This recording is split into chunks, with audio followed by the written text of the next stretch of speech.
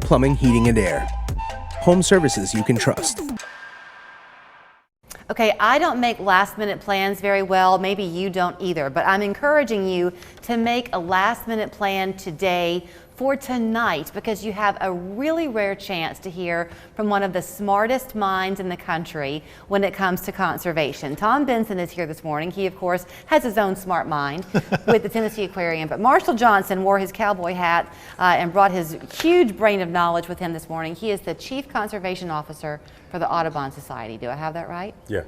So you are here because you're featuring Wings Over Water, Tom, the movie at the IMAX, that involves you in it. You are one of the many interviewed in the film.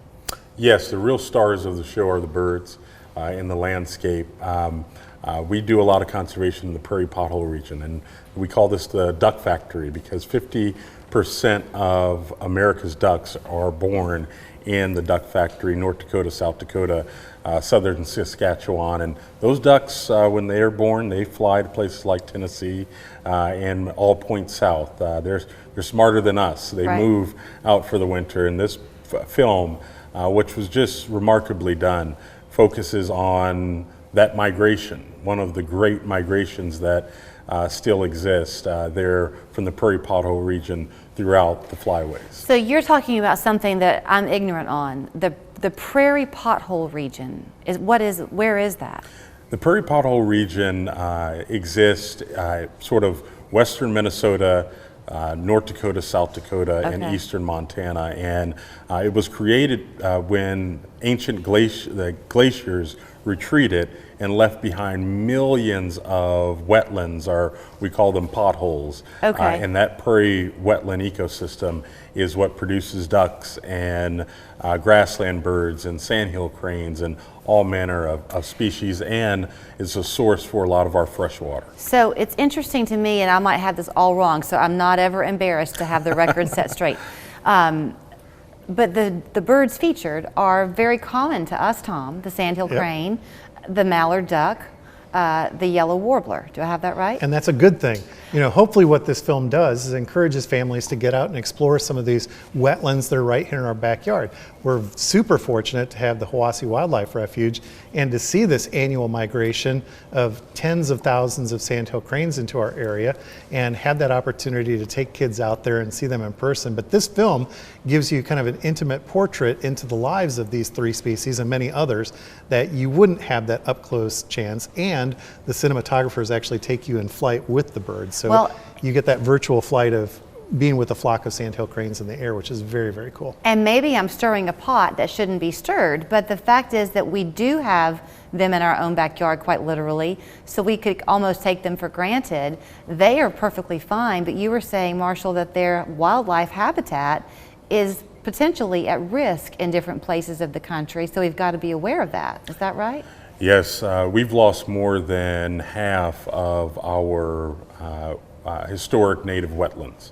And wetlands are key to fresh water, really storing water and slowly discharging waters into our tributaries, rivers, creeks, and streams. And so we really work to try to keep those wetland basins on the landscape, working with farmers, working with ranchers, because wetlands and grasslands and the birds that depend on them are among the fastest depleting wildlife species in the Western Hemisphere. And are they being depleted because of agricultural reasons or because of industrial development reasons, or both? It really comes down to habitat loss and land use, and coming up with creative solutions that really empower farmers and ranchers to manage and also manage for wildlife and manage to produce food. We have to feed the world, and that happens and starts with farms.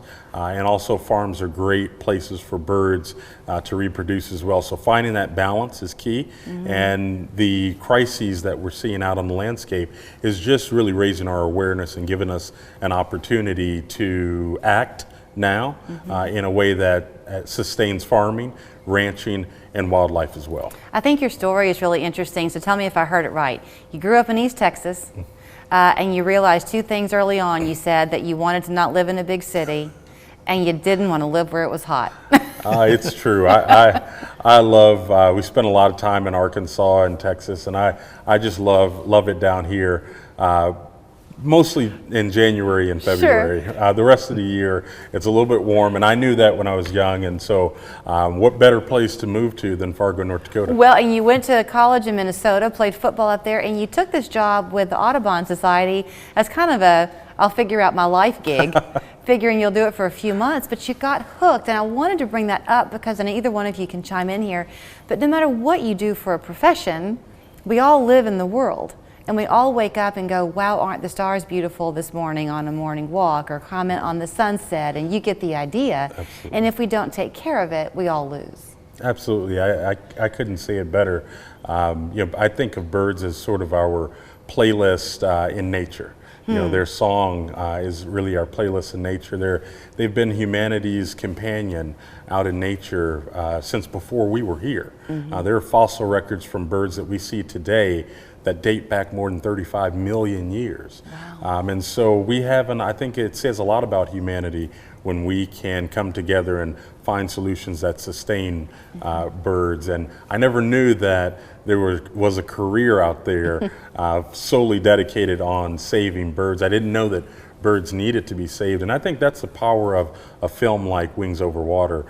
There aren't a lot of people where the prairies and the potholes are in the Dakotas. And so this film really brings to life. There's nothing like seeing it in person, but this film really does a marvelous job of bringing that to life. Okay, I have a couple of questions. One, on the migratory nature of it, when they come here, do they stay here, or do they even go other places from us, Tom? Do they continue on? So the yellow warbler and the mallard are perfect examples of birds that kind of do both. Some of them are year-round residents, and some of them are in transition when they come through during the migratory season. Sandhill cranes obviously come here they'll start arriving actually in a couple of weeks, and you'll see those numbers increasing through December and really peak in January when the Sandhill Crane Festival takes place up there in the Sale Creek Birchwood area. And so it's really a fantastic time, really in the next, let's say, 8 weeks or so, to come see these birds in their huge numbers. And people travel a long distance to see other great migrations, and so this is one that's right in our backyard, so it's pretty special. So if we don't take care, though, of our wetland areas, they'll have to find a new place to migrate. So it's very important that we preserve. Absolutely. So it's a chain, and all of those links are very important for these birds' survival, because they are finding these very special refuges and refueling stops, rest places on their way from the northern lands of Canada all the way down to Florida, and the reverse is true in the spring. When you think about agriculture, what's the terminology? Is it furrow? But that you plow and then you let the land heal for a season. Fallow, that's it. So when the birds leave and they leave that pothole prairie and they're absent, does the prairie and those waters kind of heal a little bit and get ready for the next season when the birds come back? What do they do in those empty months? Yeah, first and foremost, they freeze, right? Like the rest of us. That's why the birds are smart. But that's what I really love about the prairie wetland ecosystem. There's this cycle that you're seeing, and we're going into the fall and winter months. It's getting cold. The waters on the potholes are freezing, and that water will be there in the spring. And when that first melt happens, it's like a beacon for birds that are on the move back up north. They see those waters and residual habitat and vegetation. That's what they use for their nests. So it happens right away. The minute we get a thaw in April or March, the birds are there. They've returned and nesting has begun. It's really incredible. So Michael Keaton narrates this film. Yes. You'll be speaking tonight after the film, correct? If people can't make it, Tom, tonight, can they still see Wings Over Water? Yeah, we'll have Wings Over Water through the Sandhill Crane Festival. We've got a great partner, TWRA, in this film, and the executive director, Jason Maxedon, will be speaking tonight as well. And we've got Tennessee River Gorge Trust and TWRA that will be in our Great Hall presenting information about watchable wildlife and birds. And what time does it start? So you start arriving about 5:30, and you'll be able to meet some folks from TWRA and TRGT. And then the film will start at 6 o'clock, and and Marshall will talk right after the film. And then it'll all wrap up around 8:30, that kind of idea? Probably 7:30 or so. Yeah, you can so- be home. The polls will have just closed. Exactly. You can Yeah. still watch your election results come in. Yeah, hopefully they were early birds and voted. That's and then right. Or they can come. still vote today. There's no bad weather. I'll just add too that one of the cool things about this film is it takes you through all 4 seasons in the prairie potholes. So everything that Marshall was just cool. describing, you see on screen from the first snows of winter all the way through those first days of spring when the birds start arriving. Were you kind of surprised when they called you to tell you about the film?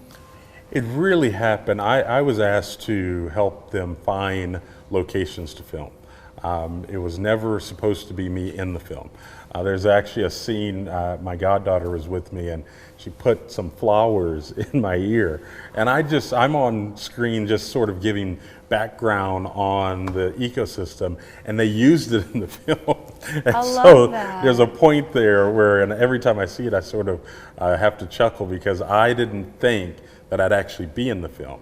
I was just a science advisor helping them find locations that would be really good for filming, and it just turned out this way that I'm actually featured now in the film. Well, get ready because they might come knock on your door again. He's got a great voice. Yeah. You can be the next narrator. There we go. Yeah, you got that perfect non-dialect voice. So, okay, do they have to get a ticket? to Yep, meet? walk-ups will be available this evening, so you can get your tickets at the box office. And of course, the film will be available beyond tonight. But this is really a special opportunity to meet Marshall and see the folks from TWRA and Tennessee River Gorge Trust as well. And I'm going to write down, what did you say? Birds are nature's playlist. That's how I think about it. That's what you said. Yeah. I'm going to write that down. That's a good one. Wings Over Water at the IMAX is your one chance tonight to have an opportunity to hear from Marshall, really be inspired, and be very grateful in this season of gratitude and Thanksgiving for what we have in our gorgeous country. Thank you so much.